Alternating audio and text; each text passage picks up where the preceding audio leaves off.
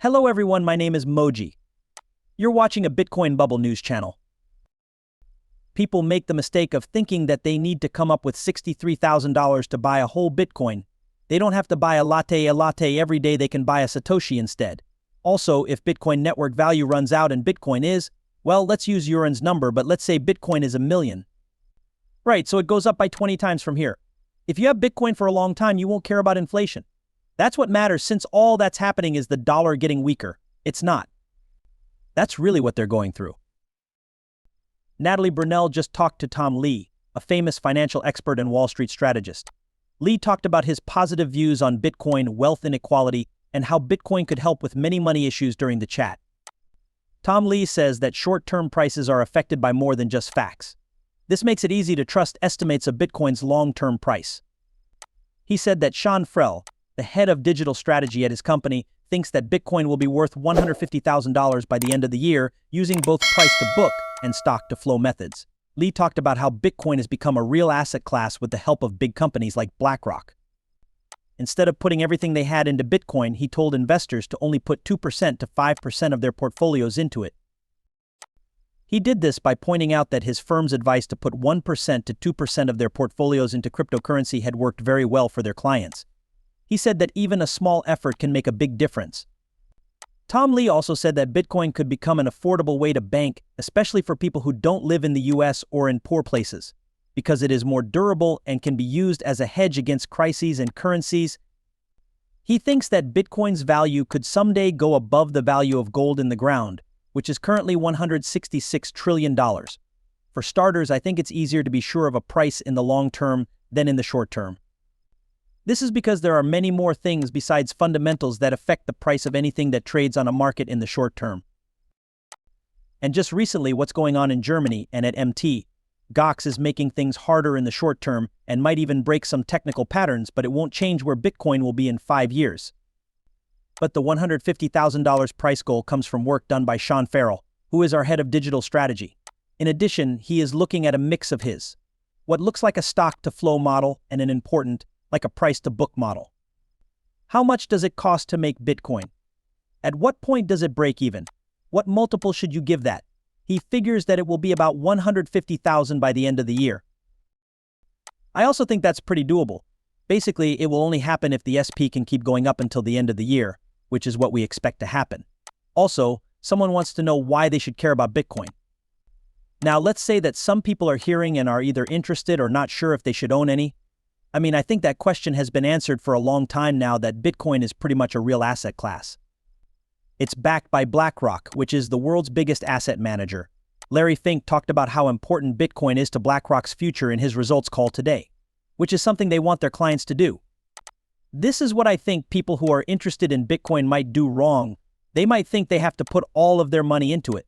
They only need to put in 5% or 2%. Also, if someone keeps their cash on hand, that's like the interest they would have earned in a year. They only need to set aside time for crypto. When we first wrote about Bitcoin, we told them to put 1% to 2%. That suggestion would make up 80% of their portfolio today if they didn't adjust it. So it's been a huge win for our clients, and many have told us that putting 2% of their money into crypto was like taking a low-risk risk that changed their lives. That's how I think people should see it now, since Bitcoin isn't reaching its peak. It hasn't caught on with many people yet. Still, a lot of people don't believe in Bitcoin, and many banks don't let their customers use exchange forms of the currency. So the ETF isn't even okay with many companies right now. And that tells me there are still a lot of people who want to hold crypto. How far can Bitcoin go? Well, I think that might be a good base goal for Bitcoin. Like, when does Bitcoin need to reevaluate whether it has reached its peak? When Bitcoin is worth more than gold that is being held above ground today. 16 trillion is the number. And I think that's a good measure because gold may be used in industry and for jewelry, but the main reason it's worth $16 trillion is that it's seen as a unique way to protect against currencies and disasters. And I think Bitcoin is much more reliable and useful if we ever need to start using gold. That is, if you try to carry $1 million worth of gold, I need a few people to help me. It is possible to carry 1 million Bitcoins on a wallet. I believe Bitcoin is making it hard to say what money really is. It's already hard to say what it means for a community to gain from holding something, because If you look at the usual way of handling money, let's say you have Amazon customers who help the company grow and become one of the biggest today. Really, it's the customers and how loyal the buyers and sellers are to each other. However, the shareholders, the people who gave Amazon the money, are the only ones who really gained from that. That is, it didn't add value to the group. Bitcoin is so different, right? This is because Bitcoin is good for people who hold it and use it. So that's why I believe it makes it hard to tell what an asset is. Because it makes it hard to tell the difference between things like loyalty, awards, equity, capital, and rent seeking. To me, the idea that it's also making money less clear makes sense. I know I'm oversimplifying, but flight miles are money, even though we don't think of them that way. The truth is that it's money, in fact. There is a plan in Congress that could get rid of interchange fees that credit card companies can charge. This would make all of these hundreds of billions of dollars worth of airline points, which many people think of as money, worthless. It makes sense to me why some people are negative. Was going to give the economy a heart attack by raising rates at the fastest rate ever to stop inflation. How the economy did wasn't important to him. But it's been more than a year since the last rate hike, and things are quite good in the market. That means the chance of a slump has passed.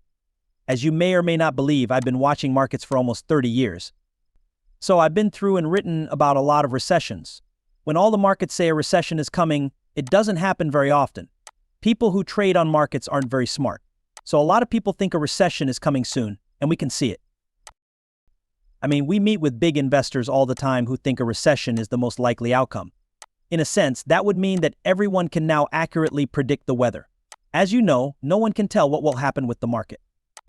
We don't try to guess what will happen with the economy, but the only reason we think a recession is less likely is that everyone else does too. Well, there are things that make sense that are fading. I guess I'm not going to try to ignore it. We know that people are running out of extra funds, that the job market is getting worse, and that the housing market has become very tough. It's too expensive.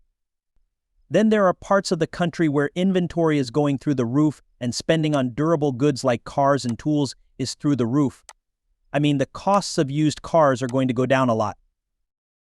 And there's a change to the collection. I mean, a lot of extra things have been taken off the shelves.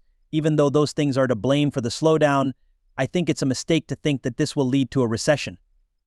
The first thing I mean is that homes, durable goods, and inventory are all very sensitive to changes in interest rates. So as soon as the Fed starts cutting rates, all of those go back to. Second, things like the bond market, credit markets, corporate bond spreads, quality spreads, and other things that you would expect to be blowing out during a recession are all in the middle of their stages. Take a look at the stock market. So I would say that someone who is bearish and says they think the recession is coming soon is yelling at the market. I mean, I don't know anyone who has made money by betting on risky markets after listening to an economist. Putting money into that is not a good idea.